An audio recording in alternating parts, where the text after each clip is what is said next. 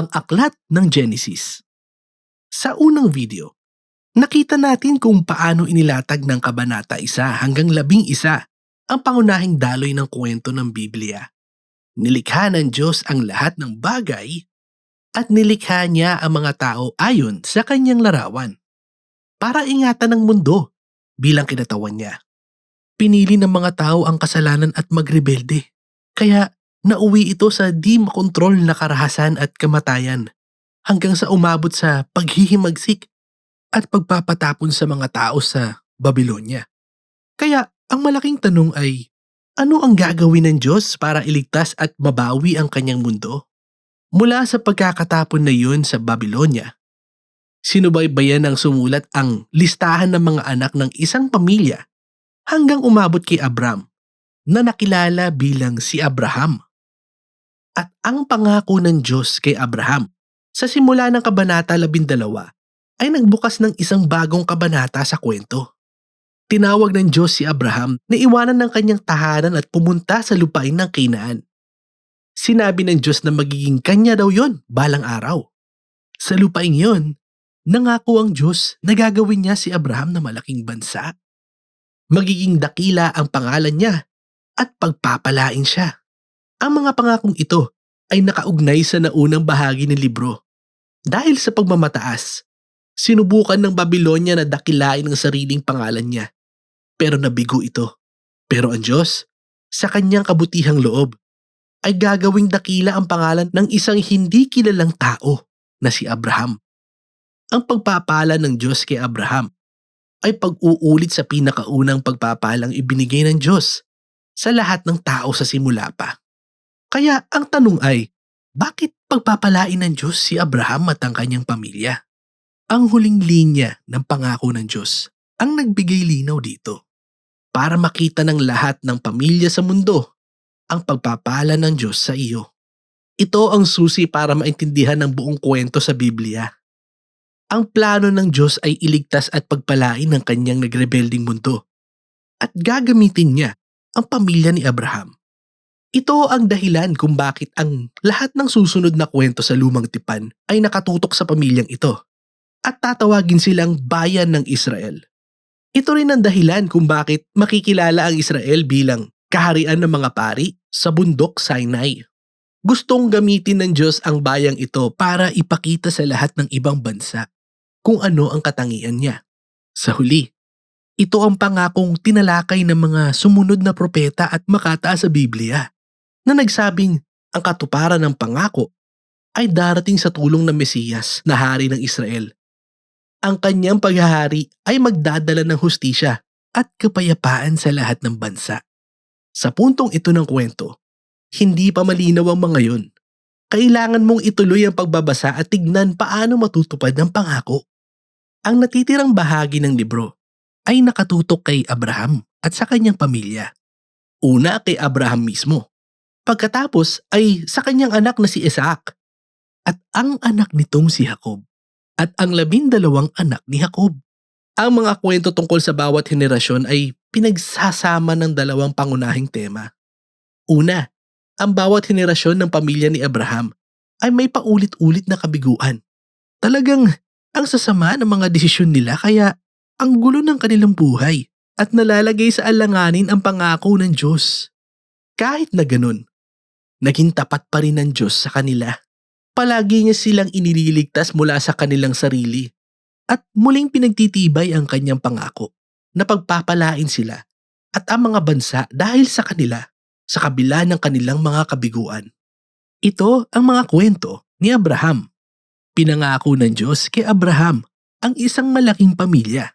Pero 2 beses siyang natakot mamatay kasi naaakit ang ibang mga lalaki sa kanyang asawa. Kaya itinanggi niyang mag-asawa sila. Siyempre, lumilikha ito ng iba't ibang problema. Hindi lang yan. Hindi magkaroon ng anak si Abraham at si Sarah.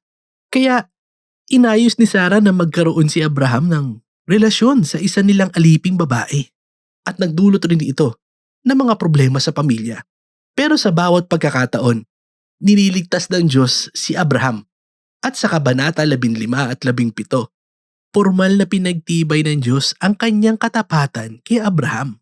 sa isang opisyal na pangako na tinatawag na kasunduan. Talagang nakakamangha ang tagpong ito. Sinabi ng Diyos kay Abraham na tignan ang mga bituin at bilangin ang mga ito. At sinabi niyang ganyan kadami ang magiging pamilya mo. Sa kabila ng lahat, walang anak at walang paraan para magkaroon sa oras na yon. Tumingala si Abraham sa langit at nagtiwala sa pangako ng Diyos. At tumugon ng Diyos kay Abraham sa isang kasunduan. Ipinangakong magiging ama siya ng maraming bansa para ibigay ang pagpapala ng Diyos sa buong mundo. Inutusan ng Diyos si Abraham na tuliin ng lahat ng batang lalaki sa kanyang pamilya bilang tanda ng kanilang kasunduan. Isa itong sagisag na magpapaalala sa kanila na ang pagiging mabunga nila ay kaloob na mula sa Diyos. Kaya nagkaroon din si Abraham ng maraming anak at namatay siya na matandang-matanda na. Ngayon, mas kapansin-pansin ang mga temang ito sa kwento ni Jacob. Nung pinanganak pa lang, nabuhay na si Jacob ayon sa kahulugan ng pangalan niya. Manloloko. Dinaya niya ang kapatid niya, si Iso, para makuha niya ang mana at pagpapala.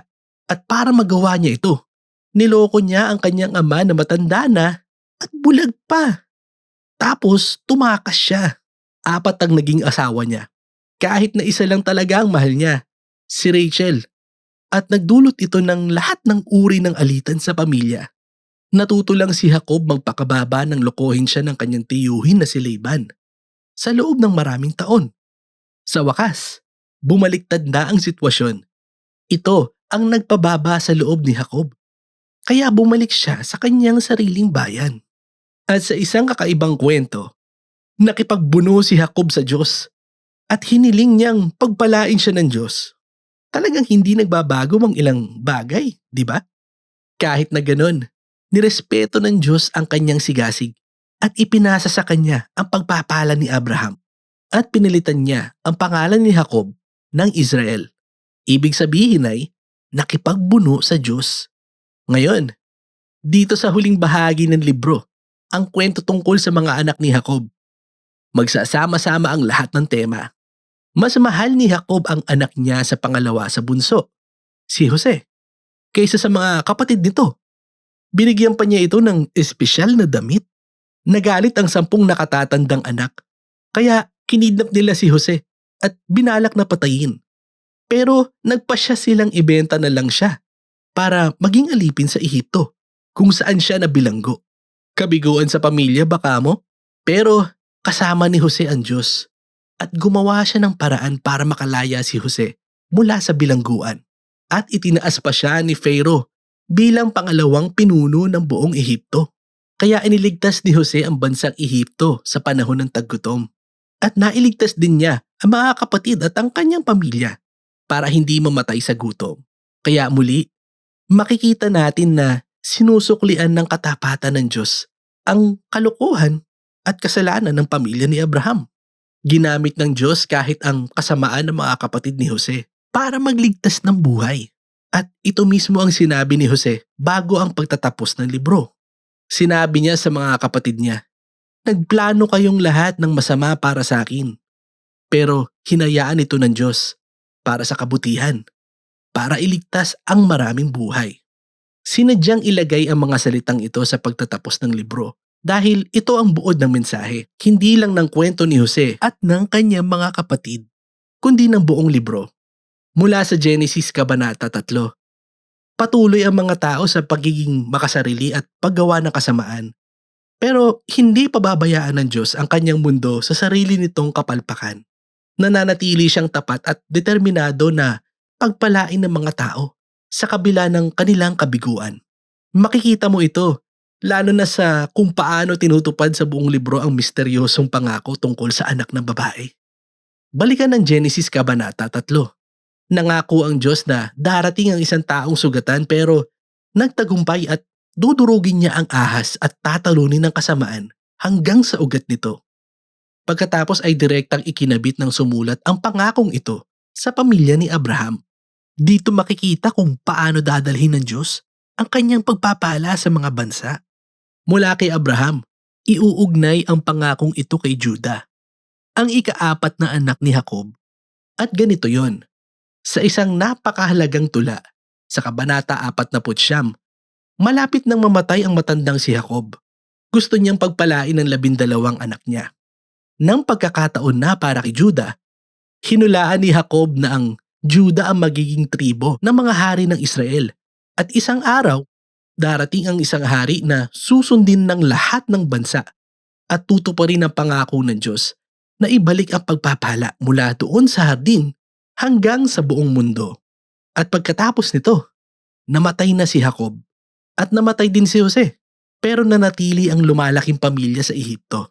Kaya nagtapos ang libro ng Genesis sa lahat ng mga inaasahan para sa hinaharap at mga pangakong nakabitin at hindi pa natutupad. Hinihikayat ka nitong buksan ng susunod na pahina para makita kung paano mangyayari ang lahat ng ito. Pero sa ngayon, yan ang aklat ng Genesis.